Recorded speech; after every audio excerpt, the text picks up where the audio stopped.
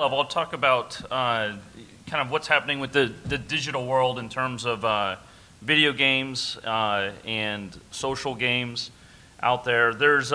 It's one of the areas that we've been focusing on is making a world where people can go in there and experience kind of their own world, in that they can go to clubs, they can go to all over imaginary worlds, I guess. And within that, though, people are meeting, dancing, and one of the things that's been kind of interesting is socially people are starting to get married in the virtual world and so on.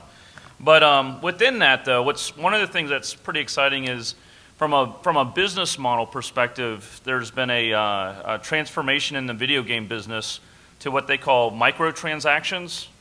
And so instead of selling expensive games up front, more and more games are switching to a free-to-play model. So you're going to see content become even cheaper down to free. And then what a lot of these games are doing is they're upgrading. They give you the ability to upgrade for $1 or $2 the in-game experience. And so several games have really taken off that way. Farmville. Anybody here play Farmville? Nobody plays Farmville? Nobody's being honest? All right. There's a few. Some of your friends might be playing. If you're on Facebook, there's a few of you who've gotten sheep or a plant. But anyways, there's about 60 million people playing Farmville every month. And within that, though, it's free to play. But then when you want to upgrade, we're talking about farmers. If you want to upgrade your virtual plants, it might be $1, might be $10. I've had some friends said he bought some special rings so the plants wouldn't die, and spent like $50 on that one. So some people will spend a lot of money on keeping their virtual farm healthy. And within that, the projected revenue, I think last year was over $1 billion in virtual goods.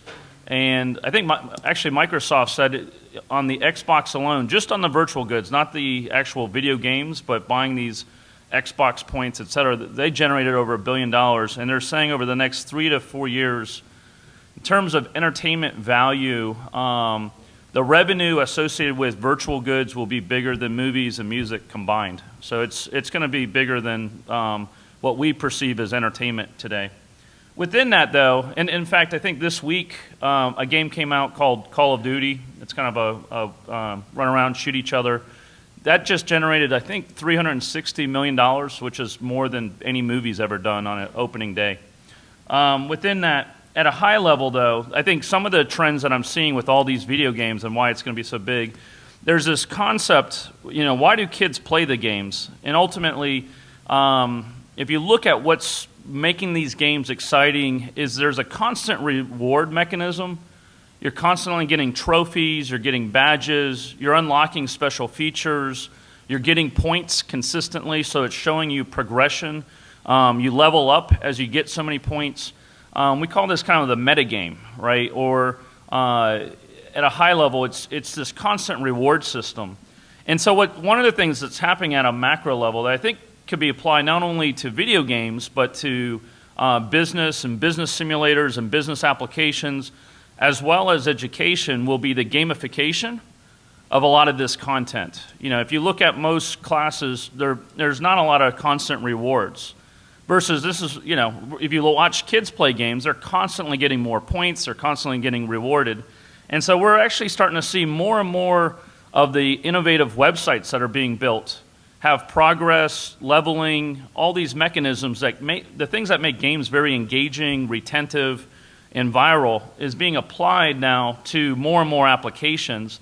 And I think long term, we're going to see the courseware of trying to solve problems and learn physics and learn math, et cetera, needs to get gamified so that it's constantly fun. And I'll end with I was talking to my son. He's on the DS, Nintendo DS. He plays the computer.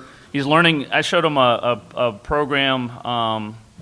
There's several different applications out there, and you show them just a little bit on how to program, and they start learning how to program and expressing themselves.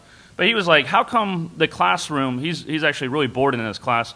He's like, how come, my class isn't more like a video game? That would actually be a lot of fun. And I was like, you know what, you're right. Why aren't why isn't the courses and the content created to be more fun and more rewarding? And I think that's the challenge we face. Is I think we have an opportunity that this concept of gamification and educational content needs to be more fun, especially when you're competing with Nintendo DS and movies and all this content that's out there that kids are exposed to. You know, they're fed a lot of content. How do we make educational content more fun?